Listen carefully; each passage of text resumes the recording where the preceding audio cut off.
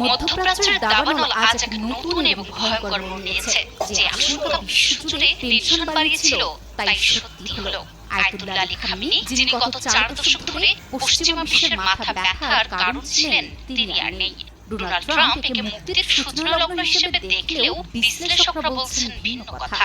তারা বলছে খামেনিকে হত্যা করে সবচেয়ে বড় ভুল করল যুক্তরাষ্ট্র।